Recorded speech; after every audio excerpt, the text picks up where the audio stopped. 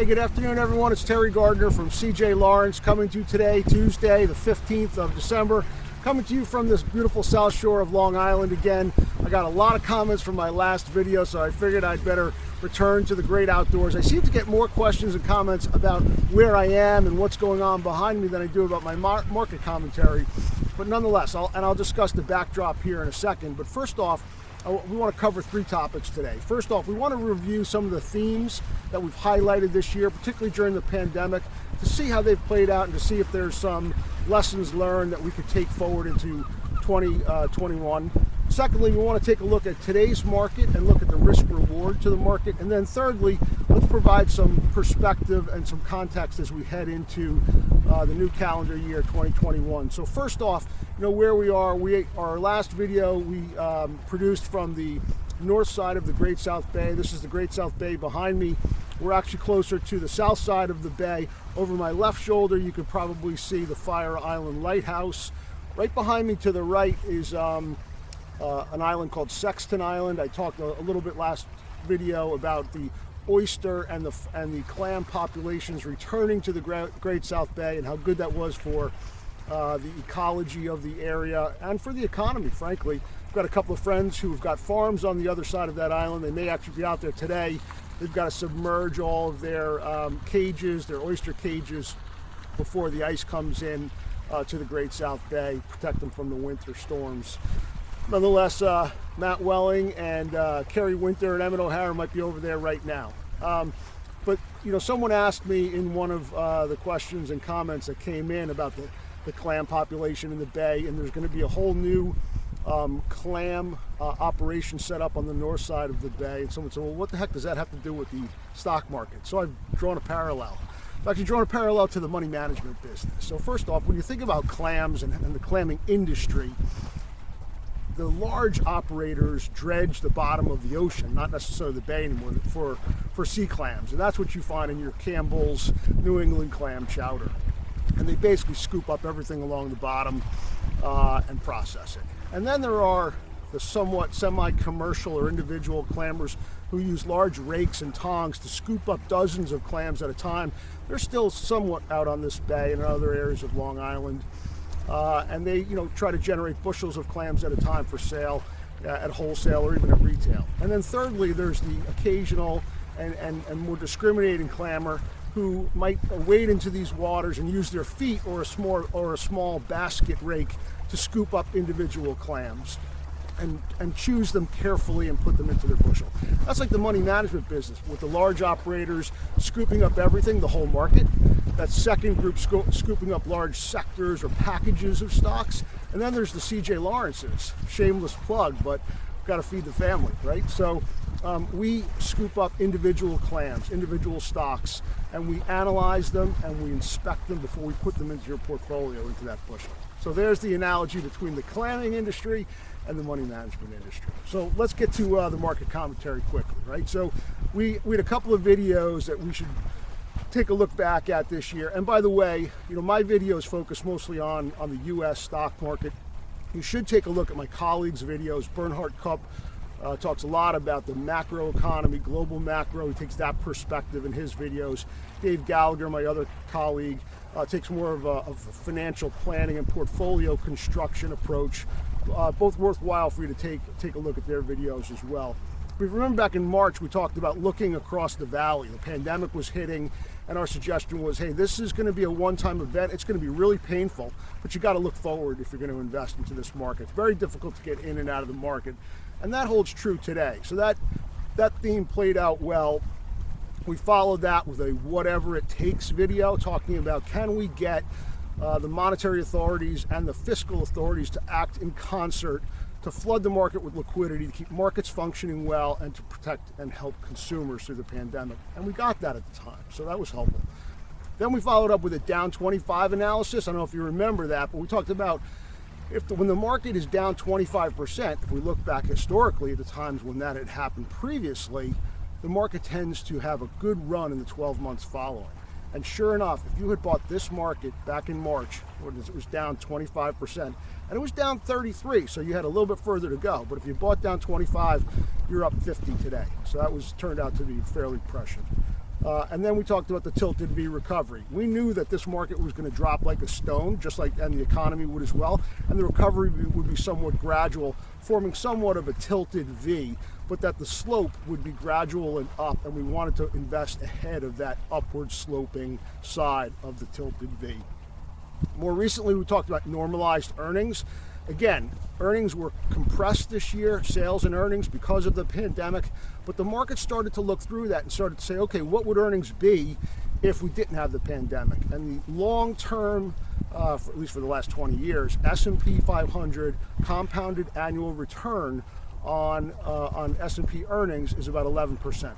So it looked like the market was calculating that 11% out into 2022 and investing based on those types of earnings. And then finally, this market rotation within, which we talked about actually in front of the Great South Bay on the other side, just before Thanksgiving, we have seen leadership change. But I want to make a note about that because I've got some other notes on rotation. Because what we have seen and what you hear oftentimes is that the market has changed leadership.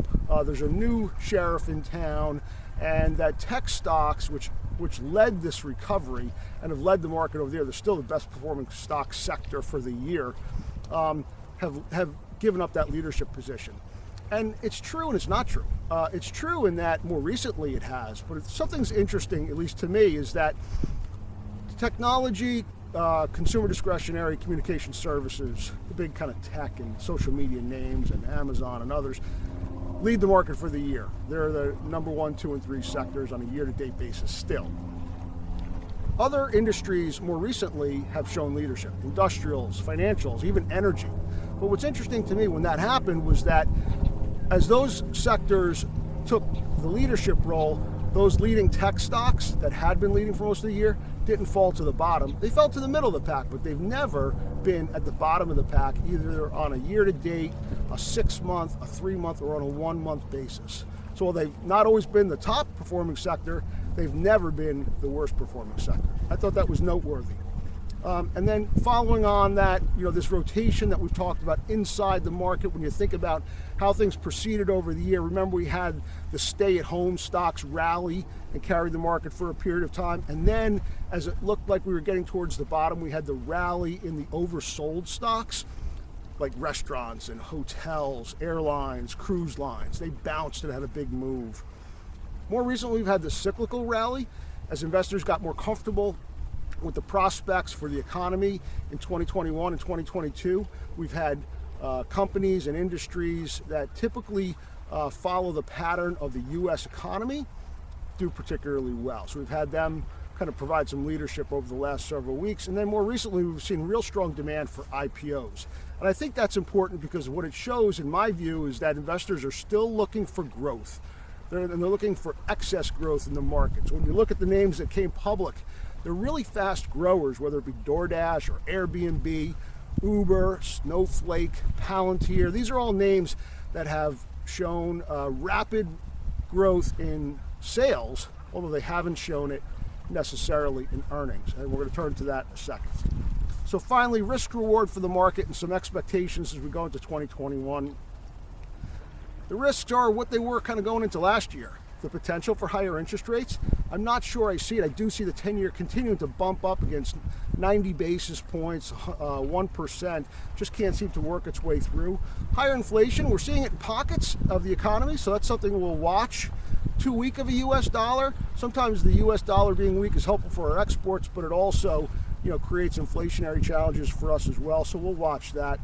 And one thing I think we should probably keep an eye on is, will we see increased bankruptcies going into the spring as a result of COVID and shutdowns? And will those bankruptcies drag down the growth in the U.S. economy? On the positive side, on the reward side of the risk-reward ratio, we're still in a pretty good backdrop situation, meaning the Fed is still accommodative. Interest rates remain low, and they really don't show any signs of wanting to raise them anytime soon. Congress may pass another stimulus package here in the next couple of weeks. The global economy is recovering. Corporate earnings are growing, not only in 2021, but then expected to grow again in 2022. Valuations are not unreasonable. They're not cheap. Tough to make a case that the market's cheap, but it's I think you can make an equally compelling case that the market's not necessarily wildly overvalued. It might be fully valued. And market breadth is pretty good. I mean, we're seeing stocks rise kind of across the board, and that's healthy for the stock market in general. So in terms of what our expectations are, going into next year, the math suggests that stocks will continue to rise, but it's hard to make a case whether they're going to rise a lot. The market has digested and anticipated a lot of growth in 2020, looking out to 2021 and 2022. So much of that gain we think is probably already built into the market. So I wouldn't be surprised to see high single-digit growth in the indexes, the major indexes this year. We still prefer secular growers versus cyclical growers. Like the Bay here, when it rises, the tide rises, it raises all boats. We don't want to have to rely on the tide to find the right stocks to own. We want to own stocks that will grow, that will win, that will appreciate regardless of the backdrop, the economic environment. We prefer disruptors to those that are being disrupted. And we would look for a shift back to fast growers, but with a twist. And this is what we're going to leave our commentary on. What we might see in the coming year is a pivot from the fast-growing IPOs to a focus more on top-line growers, but that also generate significant cash flow and earnings. Examples, Amazon is a name that kind of comes to mind, and I'm not suggesting everybody should go out and buy Amazon today, although, full disclosure, we own Amazon in most of our client portfolios. But when you look at the earnings for next year, the sales and earnings for next year, so you've got these fast-growing IPOs with very fast-growing top lines, but no bottom line, no profit. Versus, say, in Amazon, where you can get 20% top line, which is really quite spectacular for a company that size, and 30% earnings growth. Those are the types of stories, not necessarily that one in particular, though we like it, but those are the types of stories that we think are going to rise to the top in 2021. The names that consistently provide you with top-line sales growth and flow that growth to the bottom line in terms of cash flow and earnings. That's what we've got going into the new year. We hope you'll reach out when you have some time. We hope you and your families are safe. On behalf of CJ Lawrence, all my colleagues, we wish you a very Merry Christmas, Happy Holidays, Happy New Year. Stay safe and healthy, and we look forward to updating you on the clam and oyster population and on the markets in 2021. Have a great day. Thanks.